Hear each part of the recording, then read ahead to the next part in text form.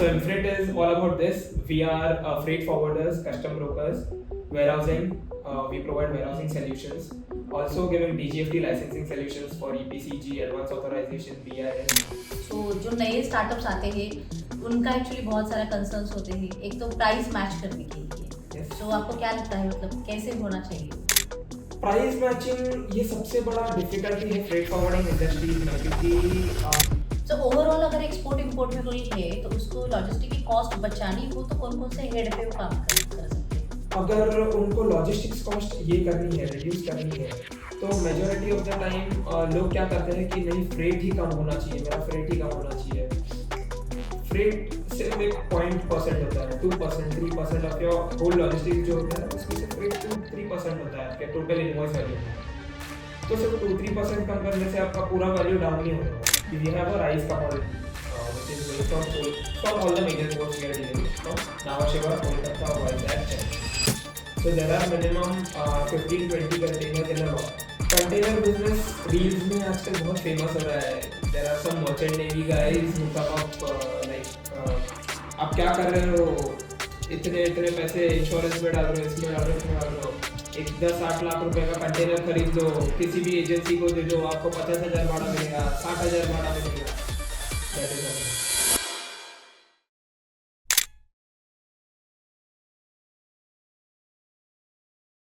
Welcome in the KDSushma channel. Podcast की series में हमने बहुत सारे लोगों के इंटरव्यूज लिए हैं. बहुत बड़ा इंपॉर्टेंट टॉपिक जो इंटरनेशनल बिजनेस में माना जाता है फ्रेट फॉरवर्डिंग लॉजिस्टिक्स का, जो कॉस्ट वाइज भी बहुत बड़ा होता है, रिस्क वाइज भी बहुत बड़ा होता है. सो इस वीडियो में हम ये देखने वाले हैं कि how you can reduce the cost in the logistic way, how you can reduce the risk component also, और फिर आपको क्या डूज एंड डोंट्स फॉलो करने चाहिए ताकि आपकी बिजनेस एक्सपोर्ट की जर्नी, इंपोर्ट की जर्नी बहुत ज़्यादा स्मूथर हो और ग्रोथ हो सके. सो Mfreight के साथ हम आज का इंटरव्यू कर रहे हैं. Welcome sir in the channel and mister Raj Marchande is with us. So about the Mfreight. So Mfreight is just a new startup. So me and my partners Isse and Vaishnavi Shah, we have started Mfreight with a vision to develop a sustainable logistics solution for every importer and exporter that has been looking for a good solution in their supply chain. Myself Raj Marchande as the founder of Mfreight. So Mfreight में जो journey थी मेरी, it was a very back then मेरा vision था पहले से कि खुद का कुछ करना है और कुछ नया करना है. So मैंने मेरी बैचलर्स की है कस्टम क्लियरेंस फ्रेट फॉरवर्डिंग और logistics from Garware institute Mumbai university, जिन्होंने मुझे अच्छा प्लेटफॉर्म दिया और काफ़ी अच्छी training the. What exactly custom clearance is all about, what is freight forwarding, what is supply chain, how supply chain management is, how rigorous it is in the field of international trade itself. So also not just the Garwara Institute, but my role, my inspiration, my father who has been working in the Indian customs, he is also being an inspiring idol for me to come into this field and learn more about in depth and take it on a next level. So Mfreight is all about this. We are freight forwarders, custom brokers, warehousing. We provide warehousing solutions. Also giving DGFT licensing solutions for EPCG, advanced authorization, BIS, etc. So in freight forwarding and warehousing, we have our own warehouse at Navasheva and 2 more warehouses at Air Cargo Complex over here. So it's good to know about the Mfreight actually. There are a lot many things you are doing, but I'm more inspired by at the age you are have started this business actually. So what age you are now? So actually my age is 20. Okay. Yes. So आपको कैसे लगा कि मतलब business करना है और मतलब college चालू है आपका और फिर भी आप बिजनेस के जर्नी में आए हो? So how it is? So this vision is actually very from the young mind. Like, from actually 12th, from a 12th standard boy, I was always in a visionary कि नहीं करना है तो कुछ खुद का कुछ तो करना है. किसी भी फील्ड तब 12th जेव्हा होता माझं तेव्हा काय असं माझी फील्ड सिलेक्टेड नव्हती की मला हेच करायचंय, मला असंच करायचंय आणि हे करायचं. सो ग्रॅज्युअली तसंच माझं मेरा विजन वही था कि मुझे खुद का कुछ तो करना है. So after this my dad's my inspiration. Okay. After seeing him doing so well into this field, I felt no, I should go into this field and take it on to a next level. Oh, great. So that's the reason this was my business idea कि I should also come into freight forwarding, custom broking business. So अभी आपका जो भी freight forwarding का काम चलता है, so what are the products you are handling and which are the countries? So currently we are handling steel machineries, equipments, construction machineries, FMCG products, rice, sometimes pharmaceuticals. Yeah. Okay. And कौन से countries से मतलब चलता Countries we are catering for imports and exports both. For imports we are majorly importing from China, Taiwan, Japan, and for exports we have Middle East, Eastern Africa, Europe, and some part of Western Africa. Okay. Yes. So import and export मतलब both Both activities we are actually handling from going here. on. Yes. Okay. So in terms of the logistics, जैसे export import में बहुत बड़ा role play होता है logistics का. So जो नए स्टार्टअप्स आते हैं उनका एक्चुअली बहुत सारा कंसर्न्स होते हैं. एक तो प्राइस मैच करने के लिए. Yes. So आपको क्या लगता है मतलब कैसे होना चाहिए वो? प्राइस मैचिंग ये सबसे बड़ा डिफिकल्टी है फ्रेट फॉरवर्डिंग इंडस्ट्रीज में, क्योंकि आज इतने सारे फ्रेट फॉरवर्डर्स हैं मार्केट में कि there is a rigorous competition between the freight forwarders itself कि हमारा रेट बेस्ट है, आप हमसे सर्विस ले लो. But price is a factor, but actually what matters is the most is service. Okay. Because हम प्राइस तो आपको मैच करके दे देंगे, हम आपको कौन सी भी शिपिंग लाइन पर प्राइस मैच करके दे देंगे, बट वो शिपिंग लाइन अगर टाइम पर आपका माल पहुंचा ही नहीं पा रही है, आपके जो गुड्स है वो टाइम पर पहुंच ही नहीं पा रहे हैं, तो उसका कुछ मतलब नहीं बनता. आपकी ही मार्केट रेपुटेशन खराब होगी उस बायर के सामने, और वर्ल्ड मार्केट में आपकी रेपुटेशन कम होगी. Okay. Because there are many other cases where we have experienced कि नॉर्मल एनवीओसीसीज या कोई भी छोटी लाइंस के साथ हमने रेट मैच करके दिया है क्लाइंट को, बट देन क्या हुआ है, डिलीवरीज जो हमने कमिट की थी वो हम फुलफिल नहीं कर पाए थे. Okay. जिसके वजह से बायर के सामने जो था हमारे शिपर का रेपुटेशन खराब हो गया. So this is the thing which a shipper and a consignee needs to keep in mind कि always not it's just not about the rate, it's about the service that the shipping line provides, it's the service that the freight forwarders provide. Okay. So in these things actually how we can say like how to choose the freight forwarder? So choosing a freight forwarder is always a difficult task. We have been associated with two of the institutes in Surat where we give lectures over there for custom broking. What is custom broking? What is freight forwarding? We are also giving lectures to them also. Okay. So there are many other times cases student comes to us telling that अरे sir मेरे forwarder ने मेरे को लूट लिया, मेरे CHA ने मुझे लूट लिया, मेरे से एक क्लियरेंस का भाव उन्होंने 18,000, 20,000, 25,000 रुपया ले लिया, एक कमोडिटी के लिए फंसा दिया मेरा पूरा काम. सो दिस इज वेरी डिफिकल्ट, कारण मेजॉरिटी जो होते हैं फ्रेट फॉरवर्डर्स और कस्टम ब्रोकर्स, उनको भी जो इंडस्ट्री में आए हैं वो सीख कर आए हैं, जैसे हम भी अभी सीख कर ही जा रहे हैं. बट चूज करना है ना, ये काफ़ी डिफिकल्ट हो जाता है एक इम्पोर्टर और एक्सपोर्टर को, क्योंकि कैसा केस होता है कि प्रॉफिट्स बढ़ाने देते हैं. अभी ऐसा सिनेरियो आ गया कस्टम ब्रोकिंग और फ्रेट फॉरवर्डिंग इंडस्ट्री में कि मार्जिन्स काफ़ी लेस हो गए हैं बिजनेसेस के लिए. जहाँ पर एक पहले कस्टम ब्रोकर 20-25 साल पहले जहाँ पर एक कंटेनर के पीछे 5-10,000 15,000 चार्ज कर सकता था, digitalization and everything has gone so easy, has made the business easy कि यहाँ पर कस्टम ब्रोकर्स के अभी मार्जिन्स कम हो गए. So custom brokers are very cunning कि they try to sometimes hold the shipment जानबूझ के so that they can increase the margins. थोड़ा अरे ऑफिसर ने मांगा है, अंडर द टेबल देना है. So these all cases are coming into picture. So choosing a freight forwarder is very necessary. तुमको उनका बैकग्राउंड पता होना चाहिए, वो सिनर्जी बैठनी चाहिए. नॉट जस्ट उन्होंने आपको अच्छा रेट दिया, अरे मेरा प्राइस मैच करके दे रहे हैं, मेरे को 1,500 में क्लियरेंस करके दे रहे हैं, 2,000 में क्लियरेंस करके दे रहे हैं, हम उनके साथ जुड़ जाएंगे. वैसा नहीं है. कभी कभी एक सिनर्जी मैच करना जरूरी होता है. उनका माइंड और अपना माइंड किस लेवल पर है वो भी जानना काफ़ी नेसेसरी होता है. अगर वो मैच हो रहा है तो it's better to go with them. Just because of rate कि अरे वो मेरा रेट मैच करके दे रहे हैं, मेरा सस्ते में निपट रहा है, ड्यूटी भी मेरे को सेव करके दे रहे हैं, तो वो चीज़ मैं तो प्रेफर करूँगा. मैं मेरे क्लाइंट्स को यूजुअली यही बोलता हूँ कि आप सर्विस लेवल ही देखिए.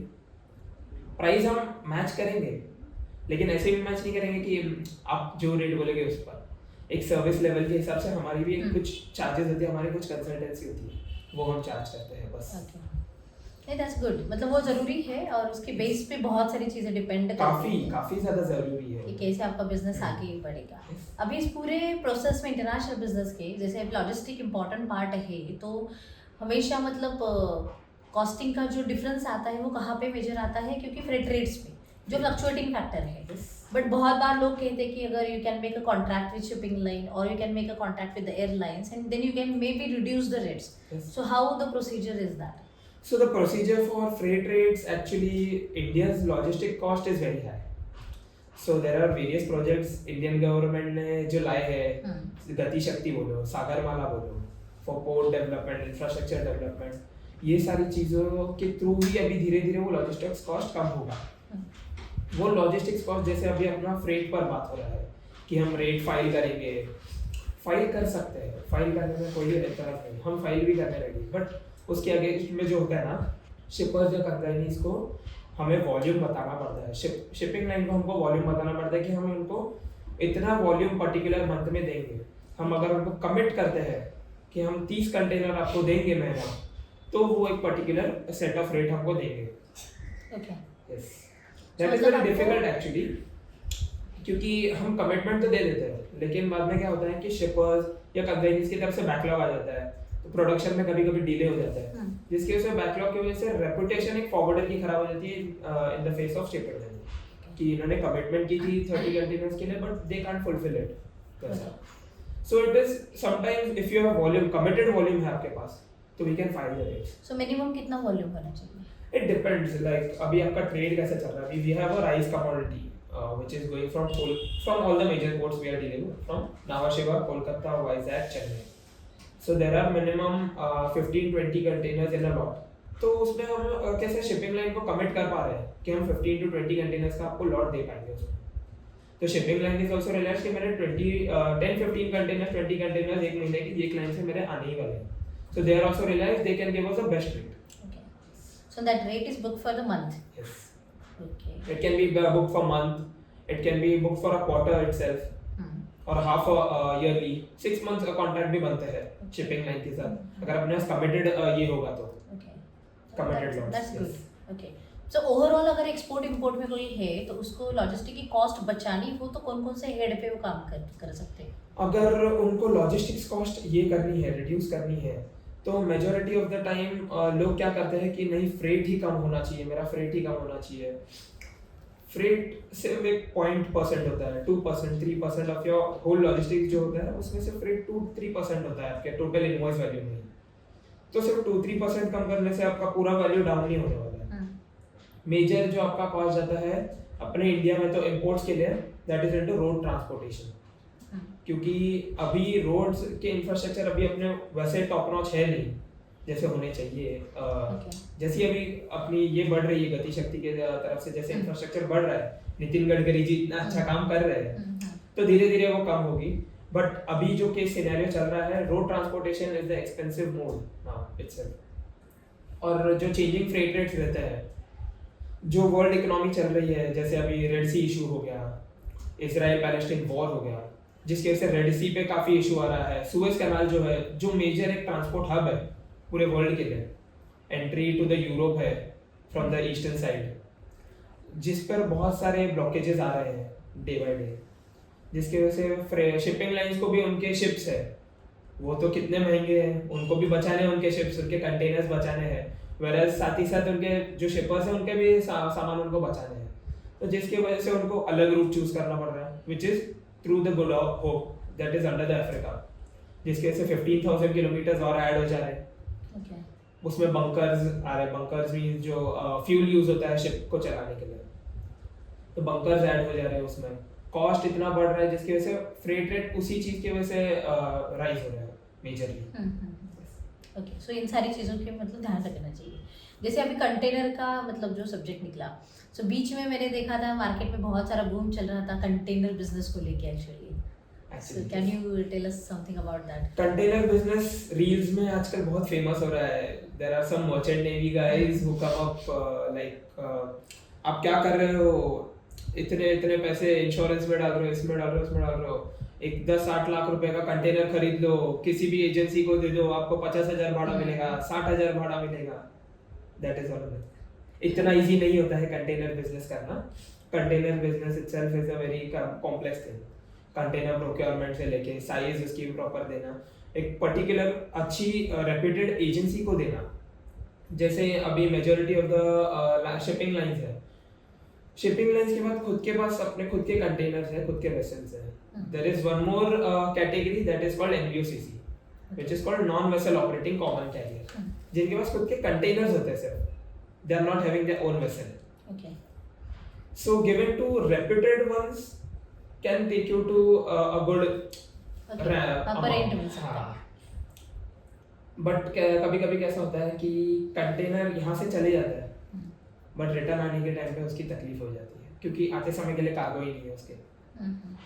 तो वो घूमना, उसका साइकिल डिसाइड करना, दैट इज वेरी डिफिकल्ट। और आपको अच्छे एजेंसी के साथ कनेक्ट करना, दैट इज ऑल्सो डिफिकल्ट। अब आज मैं कंटेनर लेके डायरेक्ट मॉक्स पे नहीं बोल सकता अरे मेरा कंटेनर आप भाड़े पे ले लो।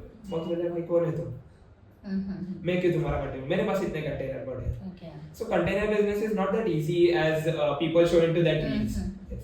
ओके, एक माइनस फ्रेट की भी एक कांसेप्ट होती है, so what is that and how anyone can use it? Minus freight concept is usually being used into LCL, that is less than load container, जहां पर शिपर्स और कंसाइनी के पास इतना वॉल्यूम ऑफ कार्गो नहीं होता है कि वो पूरा एक कंटेनर भर सके, but they have some cargo like 2-3 cbm, 4 cbm, 5 cbm cargo. Part of the container can be fulfilled.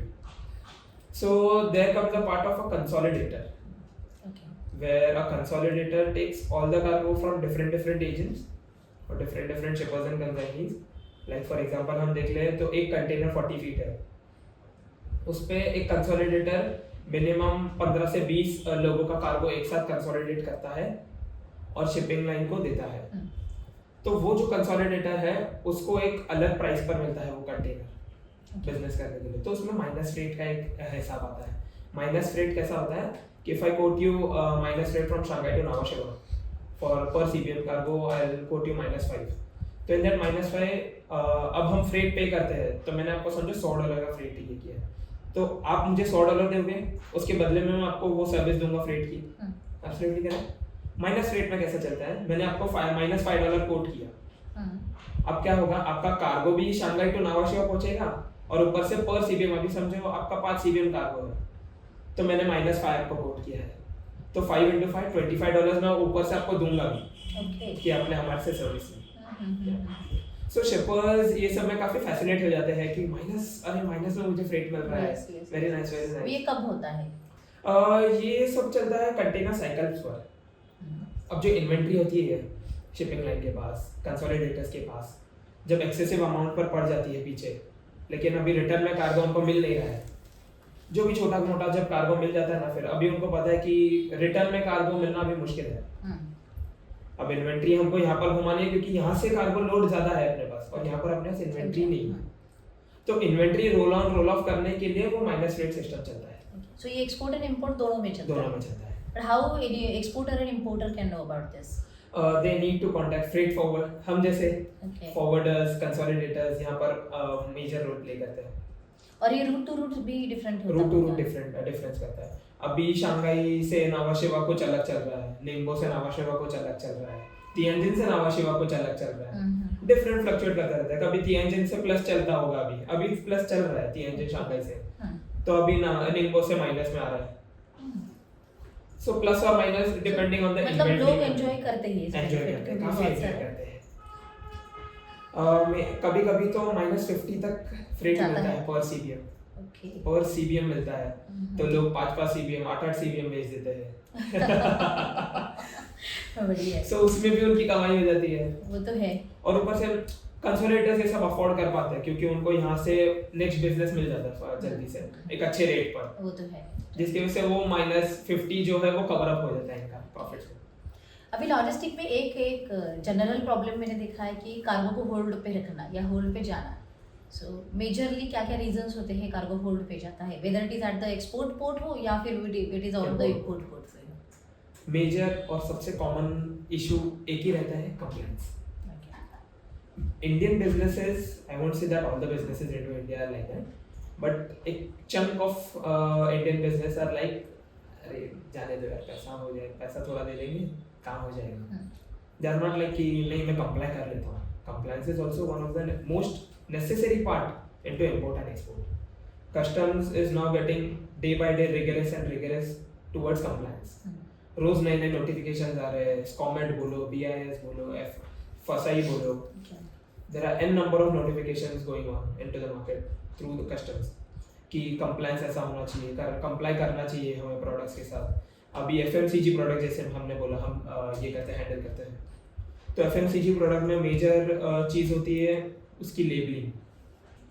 LMPC है, हम लीगल मेट्रोलॉजी उसका ये किया है. पैकेजिंग के लिए काफ़ी ये वो नेसेसरी है कि एक प्रोडक्ट की FMCG प्रोडक्ट की पैकेजिंग कैसी होनी चाहिए, आइडियल पैकिंग कैसी होनी चाहिए. तो उसमें उसके कंटेंट्स लिखे होने चाहिए, कंट्री ऑफ ओरिजिन लिखी होनी चाहिए. अगर food product food type commodity है तो उस पर अपने को फसाई का लेबल होना चाहिए, उनका फसाई नंबर होना चाहिए, कॉन्टैक्ट पर्सन होना चाहिए, इंक्वायरी पर्सन, ऐसा सब लेबलिंग प्रॉपर होनी चाहिए. मेड इन कहाँ पर वो सब लिखना होता है. So this is for import or export? This is for import as well as for export. Export में हम मेजरली तो कस्टम्स इतनी रिगरस है नहीं क्योंकि they need to promote export more. So the thing is that importing country से हमें हमेशा कंप्लाई करना चाहिए. हमारा एज अ सर्विस प्रोवाइडर हमारे क्लाइंट्स को एक ही चीज़ रहता है, आप इम्पोर्ट कर रहे हो तो सर हमको इंडिया के क्या क्या कंप्लाइंसेज है आपके प्रोडक्ट रिलेटेड, आपको कोटेशन के साथ ही हम बताएंगे कि सर ये लाइसेंसेज लगेंगे इसके क्लियरेंस में, ये सर्टिफिकेशंस होने चाहिए, तो ही हम आपका क्लियरेंस उठा पाएंगे. सो इन शॉर्ट हम कह सकते हैं कि जो भी इम्पोर्टर है उसको इम्पोर्ट करने से पहले यहाँ पे लॉजिस्टिक फ्रेट फॉरवर्डर से बात करके मतलब जो भी सर्टेन डॉक्यूमेंट्री रिक्वायरमेंट्स है वो पहले फुलफिल करने चाहिए. अभी कैसा होता है कि ice gate registration, ice gate which is a customs portal for bill of entry filing, yes and for looking after the customs clearance procedure. So importers के पास they are like हमें import करना है, import कर देते हैं. बाद में इनके पास यहाँ पर आइस गेट आईडी नहीं होता है, ड्यूटी कैसे पे करेंगे. then they come up to CHR, तुम्हारा ये आइस गेट आईडी है ना उससे पे कर दो. but I would recommend that every importer and exporter should be aware that they need to comply with the necessary things before going into the international trade. Okay. एक certain अभी जैसे registrations हो गए वो सारे फुलफिल करने ही चाहिए. Basic registrations तो हमें करने ही चाहिए, वरना फिर वो आपने जैसा बोला कि होल्ड का इशू बहुत आता है. तो कंप्लायंस ही ऐसी चीज है जिसकी वजह से होल्ड पर कार्गो आ जाता है. अभी जैसे हमने बोला FMCG प्रोडक्ट्स में हम वे प्रोटीन नहीं करते हैं. वे प्रोटीन हमारा लगभग 15-20 डेज लग जाता है क्लियरेंस में. इतनी क्वेरीज पड़ती है उस पर, अलग अलग साइंटिफिक क्वेरी पड़ जाती है, कभी कभी टेक्निकल क्वेरी पड़ जाती है. ये कंटेंट में ये इतना कंटेंट है, इसका हमें जवाब दीजिए. There are various aspects compliance related, क्योंकि अभी जैसे मैंने बोला आपको वे प्रोटीन का जो इंडियन मार्केट है वो अभी बूम कर रहा है, जिसकी वजह से डोमेस्टिक मार्केट सेव करने के लिए कस्टम्स काफ़ी सारी क्वेरीज आती है. तो वो क्वेरीज हो गए. बाद में अदर देन दैट BIS और एक ऐसा पार्ट आ गया है कि ईच एंड एवरी प्रोडक्ट, हम इस चेयर में भी बोले तो इसमें से मेजॉरिटी ऑफ द चीज़ें BIS कंप्लाइंट होनी चाहिए अगर आप इंपोर्ट कर रहे हो तो. अब ये इलेक्ट्रिकल स्विच आप देख रहे हो, इसमें जो बटन्स है, अंदर की वायर्स है, ये जो प्लग्स है, इसमें भी BIS रेगुलेशंस लगते हैं. BIS सर्टिफाइड होने चाहिए. Indian standards are getting very high. The standards of Indian products is getting higher, due to which compliance is very necessary in import and export. That is the only point. Majority of the time cargo has been on hold. Okay. मतलब वो बहुत अच्छे से देखना जरूरी है. अच्छे से देखना होता है. Compliance is like very not tough we can say, but if you comply with it, customs is your friend. If you don't comply with it, customs is your enemy. That's good. Okay. So अभी बहुत सारे बार ये भी सुना जाता है डिमरेज लगता है, डिटेंशन लगता है, तो लोग उसमें भी कंफ्यूजन में है कि डिमरेज एंड डिटेंशन कब लगता है और what is the difference in that. So demurrage and detention is a crucial part into logistics. अभी हाँ, डिमरेज और डिटेंशन किस पे लगता है पहले तो हम वो डिस्कस कर लेते हैं. डिमरेज जो होता है वो शिपिंग कंटेनर्स पर लगता है. अभी हम बोलते हैं कि हम इंपोर्ट कर रहे हैं from China to Nhava Sheva, Shanghai to Nhava Sheva, एक हमने कंटेनर बुक किया which is having 14 days free at the destination. Free of cost उसको हम ये कर सकते हैं, ट्रांसपोर्ट कर सकते हैं इंडिया में। तो वो जो 14 डेज होते हैं ना, दैट आर वेरी क्रूशियल। हमें उसमें ही क्लियर है as a service provider, it is a ticking bell on to a head कि हमारे पास सिर्फ 14 डेज है एक पर्टिकुलर एक कंटेनर को क्लियर करके कार्गो वेयरहाउस तक पहुंचा के उसे रिटर्न शिपिंग लाइन के पास ले जाना। एक ये फ्रेट फॉरवर्डर के पास एक टिकिंग बेल होती है 14 डेज की। तो इसके बाद जो है डिटेंशन लगना चालू होता है। Detention is on to the containers पर ही डिटेंशन लगता है। तो डिटेंशन जो होता है, शिपिंग लाइन एक चार्ज ये करता है कि हमने आपको 14 डेज दिया है, 14 डेज के बाद हम चार्ज लेंगे, हमारा कंटेनर हमारे पास नहीं आया तो पर डे चार्ज लगता है वो approx. It depends on shipping line to shipping line, सबके अपने अपने टैरिफ होते हैं। एक एवरेज हम बोलेंगे तो फिर एक 20,000 पर container. So it's per day wise होता है या Per कैसे? day. Per day wise. Per day wise आपको 20,000 15,000 depending on the shipping line. Okay. अभी मोस्ट जैसी एक शिपिंग लाइन होगी तो वो हायर डिटेंशन चार्ज करती है, whereas NVOCCs जो होते हैं जिनके सिर्फ खुद के कंटेनर्स होते हैं, they charge a less amount of detention. Okay. So depending on the shipping line, the detention varies. Whereas demurrage is onto the transportation side, onto the port side, where अभी हमने गाड़ियाँ हम देखते हैं कार्गो की तरफ, नवाशिवा की तरफ जो जाते हैं, काफी बार क्या होता है कंजेशन की वजह से डिले हो जाता है, या तो कभी कभी आपके वेयरहाउस पर मैं पहुंच गया मेरी गाड़ी लेकर, लेकिन आपका वेयरहाउस अब बंद है, मेरा ड्राइवर तो रुका पड़ा है, उसकी गाड़ी तो अब रुकी पड़ी है। और अगर आपका वेयरहाउस चालू होता तो उसी में वो गुड्स डिलीवर करते हो और एक और ट्रिप कर लेता, उसमें और उसकी कमाई हो जाती थी।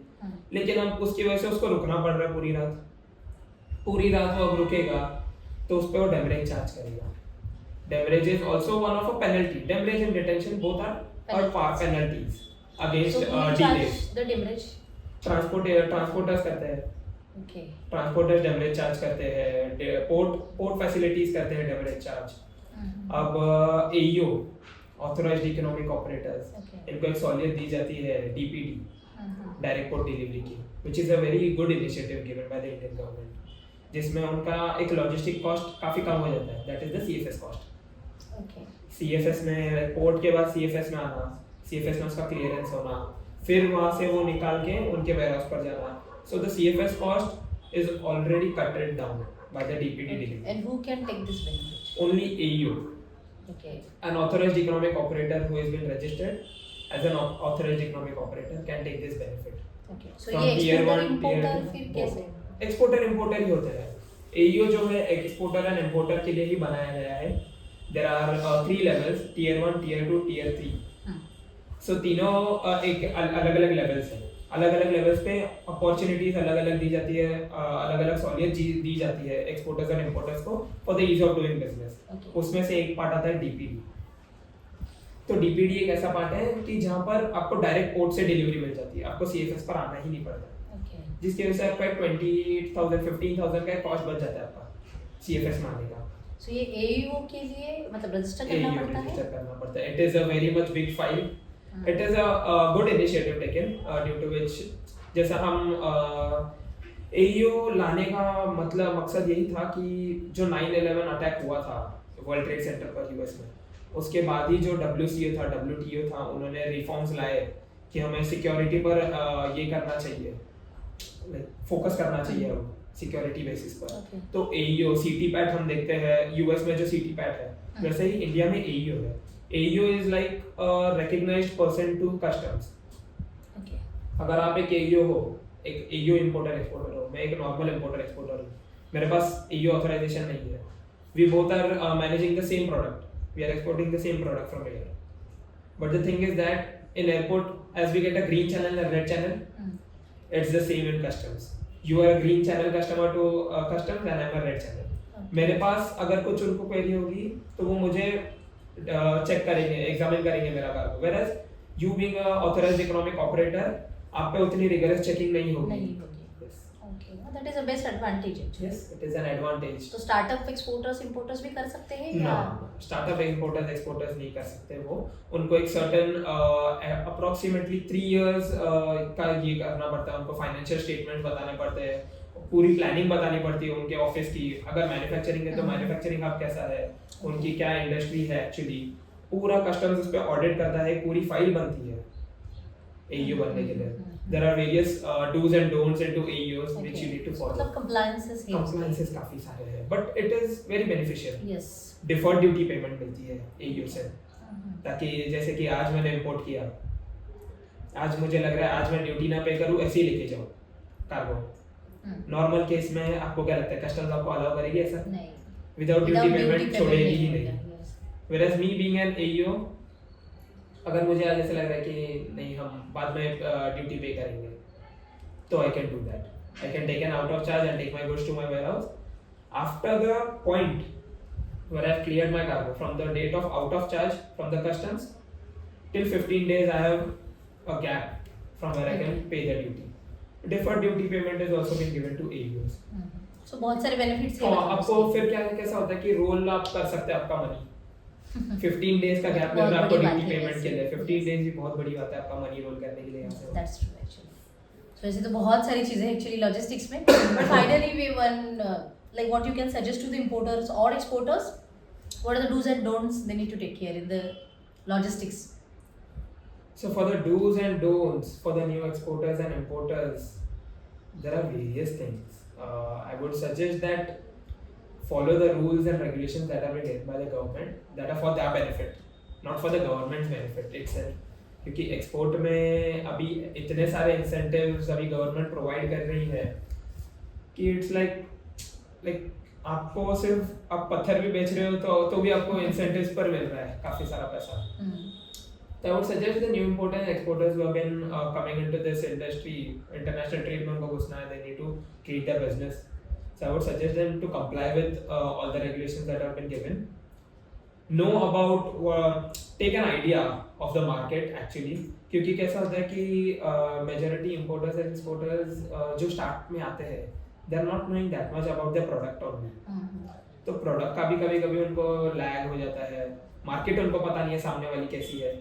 So do a research about the market. सामने वाला market कैसा है? What are the requirements? कैसा उनको product quality चाहिए? कभी हम कैसा करते हैं कि ओवर ही दे देते हैं तो वो अच्छी बात है एक्चुअली, बट हम कभी अंडर क्वालिटी दे देते हैं तो वो कंट्री के लिए रेपुटेशन खराब हो जाती है कि नहीं इनका क्वालिटी बराबर नहीं होता है ये प्रोडक्ट के लिए. So know about your customer itself, KYC mandatory. फिर know about the logistics part itself. Contact freight forwarder CHA. I would not suggest कि सभी लोग मुझे कॉन्टैक्ट करो कि, but choose your logistics service provider wisely, because they are the ones who might help you to reach next level. Okay. क्योंकि duty saving के लिए का most of the majority of the time हमारे पास clients आते हैं कि अरे थोड़ा ड्यूटी में हमको बचत कर सकते हो, ड्यूटी कैसे हम थोड़ा सेव करें. ड्यूटी चोरी नहीं करनी है, ड्यूटी बचत हो सकती है. ड्यूटी बचाना और चोरी करना डिफरेंट, दो अलग अलग चीजें हैं. ड्यूटी बचा सकते हैं, चोरी ना कीजिए. बचाएंगे तो ज़्यादा से ज़्यादा 5-10% बचा सकते हो. लेकिन ऐसा भी मत सोचो कि नहीं मुझे ड्यूटी नहीं पे करनी है. ड्यूटी तो भरनी पड़ेगी. It's a part of the international trade. So suggesting I said कि आपका लॉजिस्टिक सर्विस प्रोवाइडर अच्छा चूज करो, क्योंकि बहुत सारे केसेस आते हैं. स्टूडेंट्स भी बहुत सारे बोलते हैं, जैसा मैंने बोला कि हम तो इंस्टीट्यूट के साथ एसोसिएटेड हैं. सो मेजॉरिटी ऑफ द वही लोग बोलते हैं कि स्टूडेंट बोलते हैं अरे मेरे सर्विस प्रोवाइडर ने मुझे लूट लिया, टाइम पर अब रिप्लाई नहीं देता है, माल अटका कर बैठ गया है. सो वो सारी चीज़ें एक नए स्टार्टअप को ध्यान में रखनी ज़रूरी है काफ़ी. And that's a good actually. So there are many more things actually we can discuss in the logistic part. Never ending topic है और बहुत बड़ा और डीपर टॉपिक है एक्चुअली. बट यस, अगर एक्सपोर्टर्स इंपोर्टर्स ने बहुत सारी चीज़ें अगर ध्यान में रख के अगर चालू किया बिजनेस तो definitely they will get the good benefits. They can reduce the costing also और बहुत सारी चीज़ें मतलब वो कर सकते हैं. And the scope is there in the market. बहुत बड़ा है. It is like never ending. There is no competition. मतलब बहुत बड़ी ये है उसके. We can't say there is a competition into the international trade. Yeah, yes. That's there is always a buyer for a seller. That's good. So बहुत अच्छा लगा आपसे बातें करके और बहुत सारी चीज़ें हैं, मतलब आगे भी हम ज़रूर कनेक्ट में रहेंगे.